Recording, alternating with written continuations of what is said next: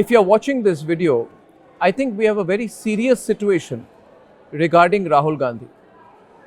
Rahul Gandhi has become a threat to the nation. Please don't believe that anything he's saying is accidental, or that he's ignorant, or that he's not aware. He holds the position willy-nilly of leader of opposition. Now that's a very important position to hold for a person who believes that India should not exist. It is most unfortunate that we have a situation where we have a leader who's leader of the opposition who says that he's fighting the country itself. Mark the words. Look at the language that he uses. He says, I do not believe that India is a nation. He says India is just a union of states.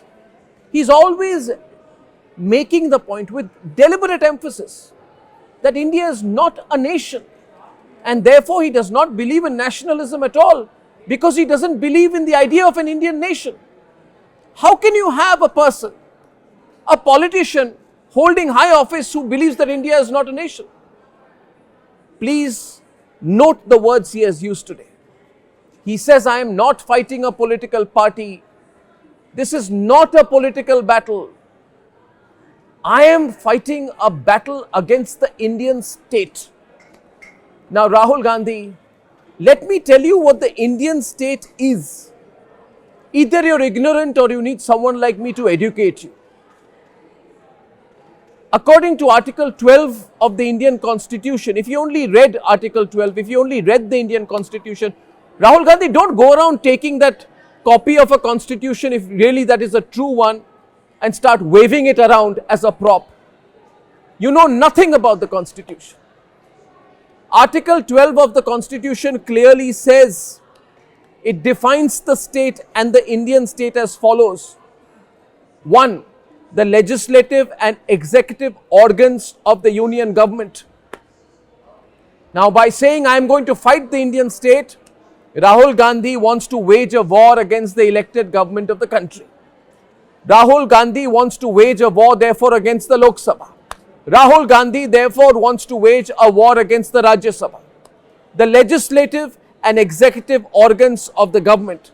Rahul Gandhi wants to wage a war against state legislatures, against legislative assemblies, against the Legislative Council of State, against all local authorities, against all duly elected municipalities, panchayats and district boards, against all statutory and non-statutory authorities, against the National Human Rights Commission, the Law Commission, the Armed Forces Tribunal, and not just the CBI, the Central Vigilance Commissions, but also the Lokayukts and Lokpals. Rahul Gandhi, listen to me. I am challenging you tonight to have a debate with me on your position, which I truly believe is not just unacceptable, but intellectually perverted.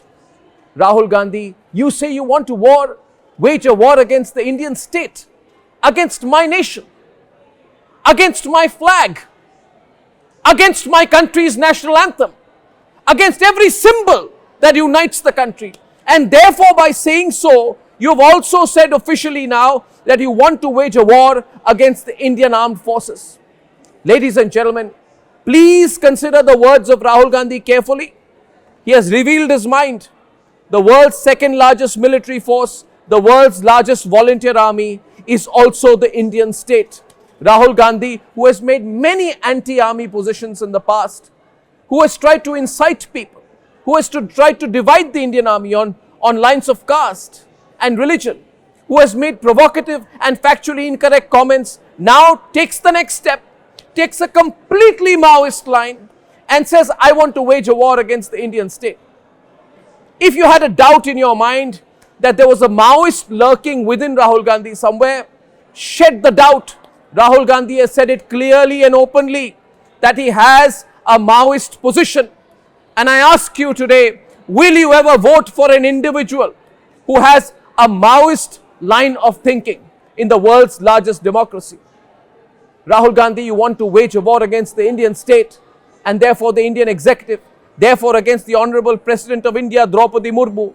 You want to wage a war against all the honorable governors, lieutenant governors in all the union territories as well.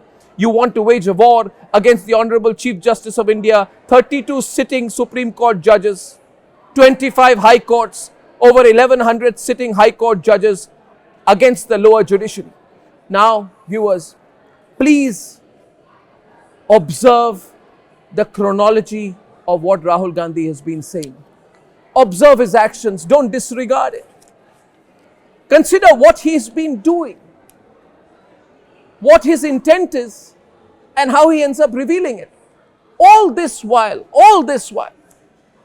he has tried to stealthily cover what he has been up to. He has never told you, never ever told you what is in that document that he signed along with the Chinese officials under the watchful gaze of his mother Sonia Gandhi and Xi Jinping himself. The visuals are there.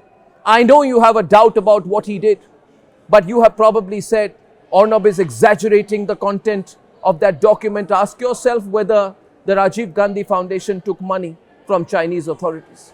Ask yourself today that a man who now says in 2025 that I will wage a war against the Indian state and the nation itself, which I do not recognize as a nation, that person has signed an agreement with an enemy country. Now ask why that same individual on 10th of September 2024 went and met Donald Lu, the well-known architect of regime change operations backed by the CIA in Pakistan and Bangladesh. Ask yourself today, consider the chronology, why Rahul Gandhi met Ilhan Omar, an openly anti-Indian voice. Ask yourself what is in that MOU that Rahul Gandhi knowingly signed with the Communist Party of China. Did he meet Chinese officials at the peak of the Doklam crisis, when our armed forces, who now Rahul Gandhi in his stated position as against the Indian state wants to fight, when our armed forces were in eyeball conflict, when we were backing them in 2017, Rahul Gandhi was lunching with them at the same time on those same very days and weeks. Did Rahul Gandhi also have a secret meeting with Chinese ministers during his trip to Kailash Mansarovar in September 2018? And did the Rajiv Gandhi Foundation get crores in donations from the Chinese embassy? Now, ladies and gentlemen, none of this is speculation. I have no personal angle in this. But this country demands an explanation. This issue is not going to be covered up. There needs to be a national debate on this. I have always felt that we have to be very concerned as we grow from a 3 to 6 to $10 trillion economy. We have to be concerned about those who are working against national interest. Ladies and gentlemen, I have dedicated my life to just one principle, and that is of nation first. And therefore, I am not upset. I am furious that we have a situation where a political leader declares war on his own nation. But remember this, Rahul Gandhi does not believe in the nation. And therefore, it's time for you to choose. Which side are you on? Are you with the nation?